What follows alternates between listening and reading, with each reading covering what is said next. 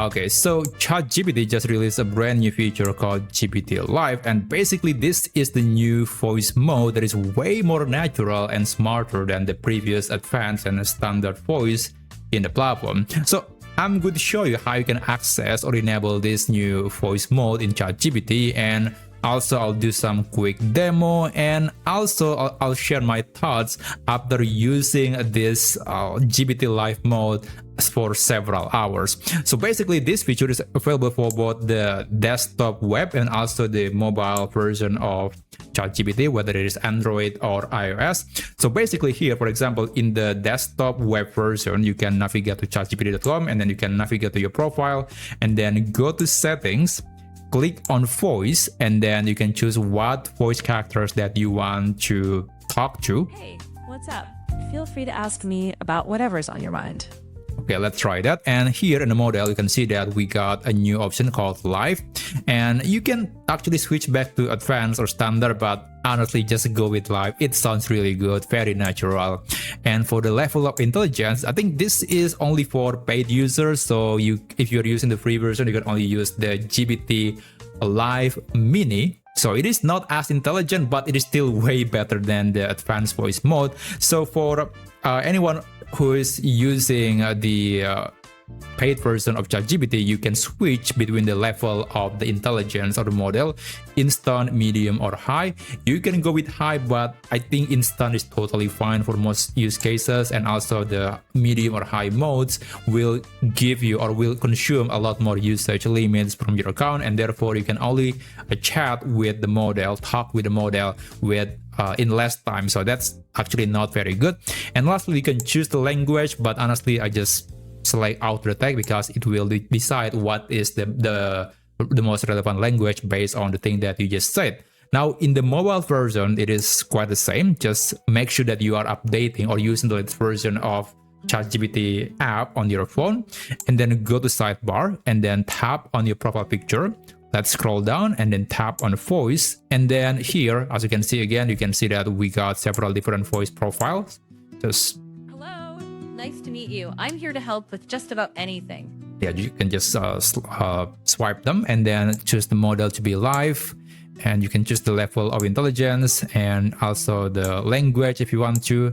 And of course, given that it is in a mobile phone, you can enable background conversations, and optionally you can turn this as your default ChatGPT assistant in your mobile phone. So it's going to replace the existing assistant like maybe Siri or Gemini on your phone with ChatGPT. So that is optional.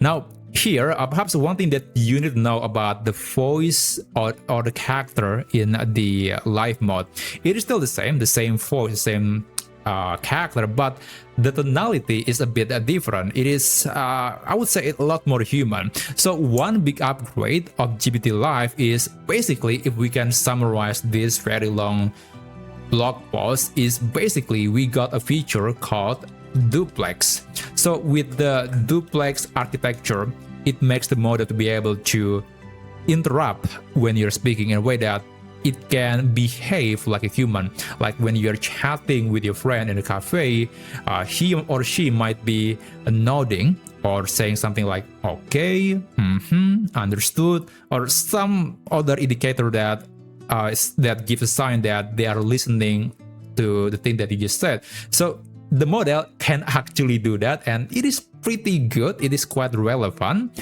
and of course you can always interrupt anytime the model is speaking. So this is very different to the previous architecture. So in the previous architecture, like the advanced and standard voice modes, you're talking and then AI talking, and then you're talking again and then AI talking again. So it is okay, but you know, it's just not the most human way to talk to a person. And here with the Duplex architecture, both of you can talk together, and GPT Live will still understand the context, the thing that you just said. So that's really amazing. You don't have to wait for AI to finish its sentence to start responding to the message that you just heard. So I'll just do a quick demo. And by the way, the model can also do web search or reasoning, and to some extent it is actually way smarter than the previous model because it can think while speaking. So that's really nice. Now I'll just do a quick demo, and I will just use this setting.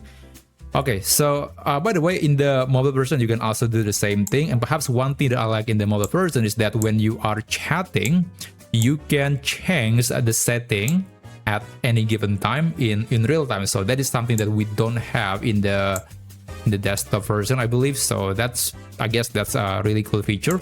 Anyway, I'll just start speaking. Okay. Oh, sorry about that. I think you can.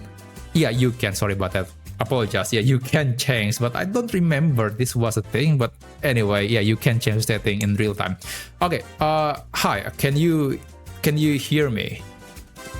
Yep, loud and clear. Go ahead. Okay. I want to talk to you about one thing, but from now on, I want you to count. Basically, if I say something for more than 10 seconds, you have to interrupt me. Okay? Do you understand? Yeah, crystal clear. I'll stop you if you go past 10 seconds. Start whenever you'd like.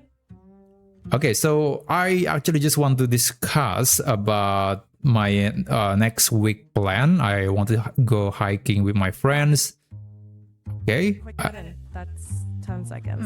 Oh, really? That was 10 seconds? Okay, I didn't realize that, but yeah, thank you for telling me that. Anyway, I just want to tell you that Okay, come on. Okay, I need your advice. Do you think I should go with an action cam or a tiny drone because I want to go hiking and want to capture the moments next week? What should I go with? Okay, got it. If you want easy and no stress, go with the action cam. Simple, fast.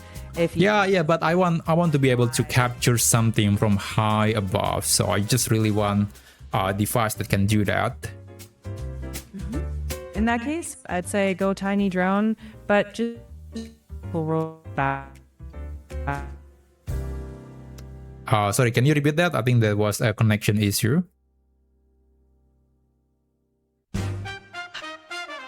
Drone is ready to go. Just check local rules and battery limits. Sorry, can you repeat that again? Because there was a connection issue. I didn't catch that.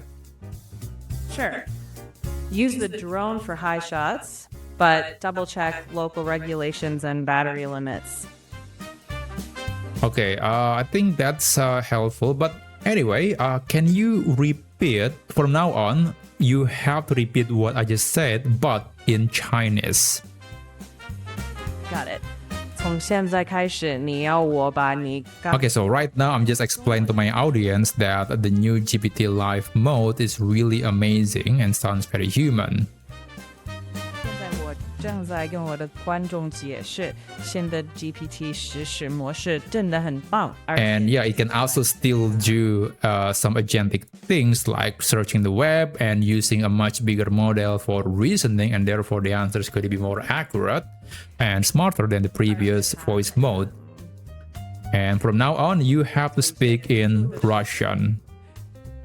从现在开始，你要用俄语说话。Поняла, буду говорить по-русски. Okay, so I think that was everything. Поняла, на этом все.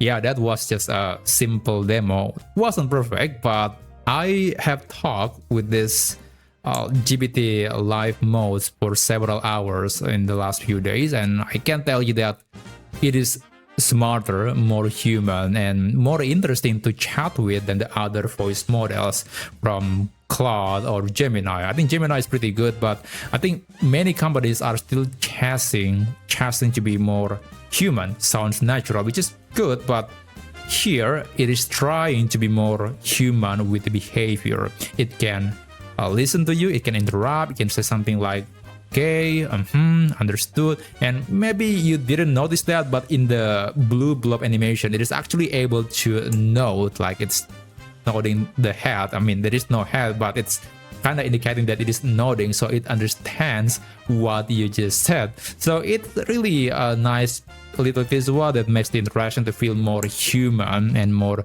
believable. So I do recommend to start chatting, start using this model, and you'll be surprised on how amazing this live mode really is. And perhaps the only complaint that I have is we don't have that in the new version of ChatGPT Codex and ChatGPT desktop app, so that's very unfortunate. It would be really amazing if we can chat with a very natural sounding AI model that can also act as an assistant to do our job.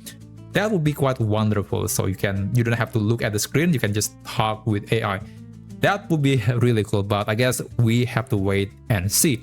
But anyway, that's basically a few things that you need to know about the GPT Live model from OpenAI. And if you want to see or delve deeper into the announcement here, I'm going to put the link in the description down below. But anyway, if you want to see some really cool things that you can do with AI, then you can subscribe to this channel and I'll see you on my future videos. I wish you a great day ahead.